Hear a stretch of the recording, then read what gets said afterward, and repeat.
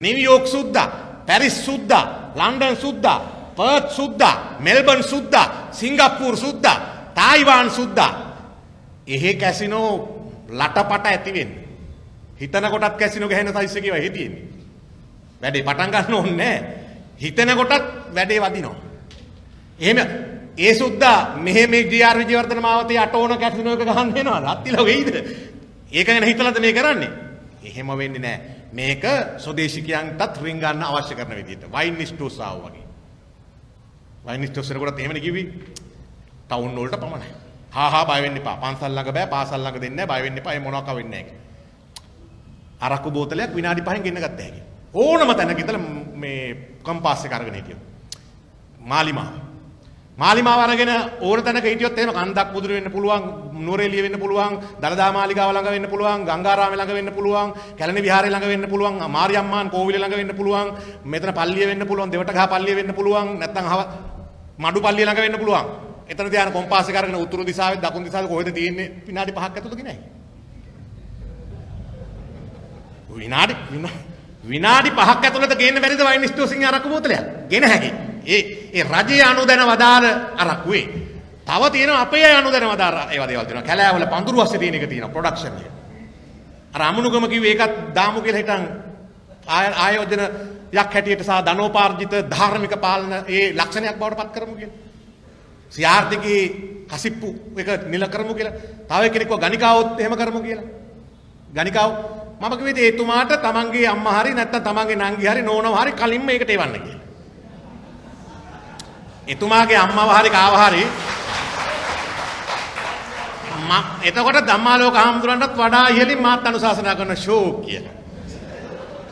ආයි බුද්ධ කාලයට යන්න ඕනේ නැහැ කෙලින්ම ඇමතියගේ අම්මත් වැඩේ ඉන්නේ ප්‍රොඩක්ෂන් එකේ ඉන්නේ. නායකන්දරාවකට යටත් කළා තමයි මේ කන්නේ බොන්නේ ඔක්කොම කරන්නේ.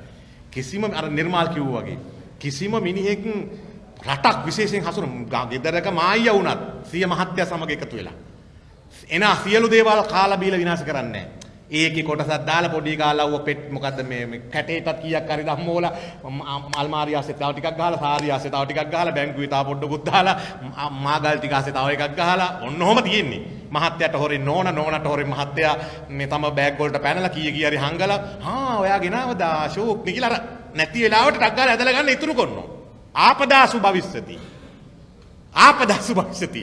හේදවාචකයක් විපතක් අවස්ථාවක ආම පාවිච්චි කරන්න ඉතුරු කිරීම කෙනෙක් කරනවා අනිවාර්යයෙන්. කාලා බීලා සියරම ඉවර කරන ආර්ථික ක්‍රමයකින් ගොඩ යන්න කාටවත් බෑ.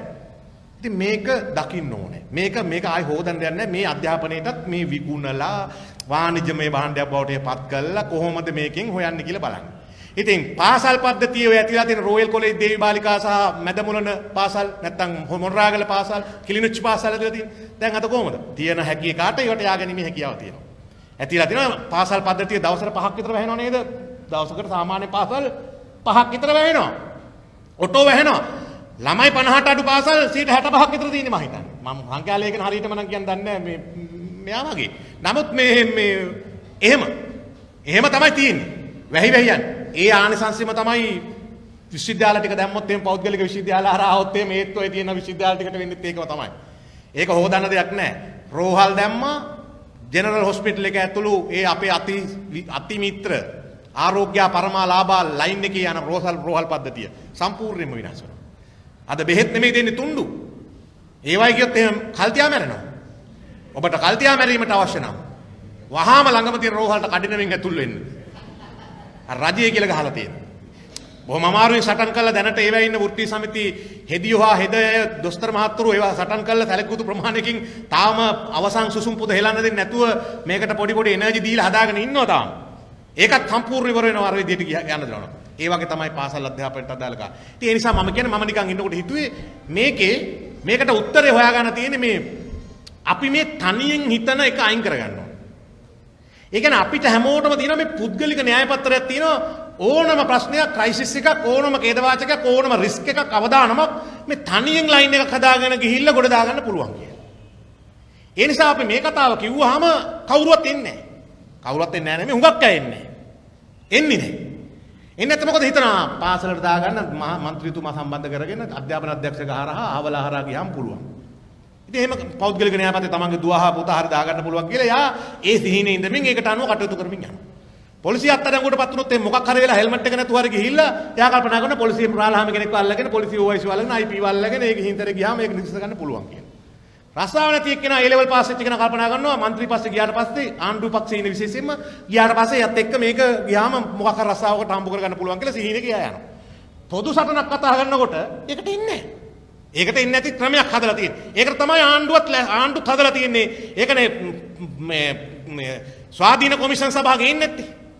සාධාරණ රැකියාව ලැබෙන තරඟ විභාග ක්‍රමයේන සාධාරණත්වයේ නේද තියන්නේ නැහැ. മന്ത്രിට ලයින් එක හදලා තියෙන්නේ.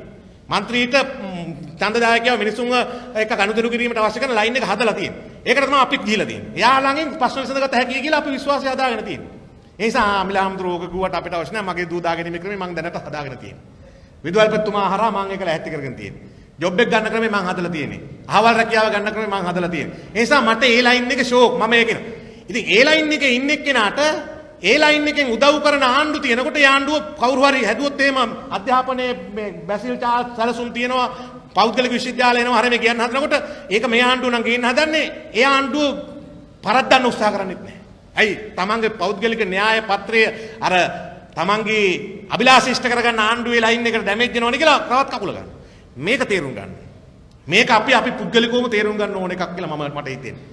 ඒ නිසා පුද්ගලික දැන් බලන්න එංගලන්තේ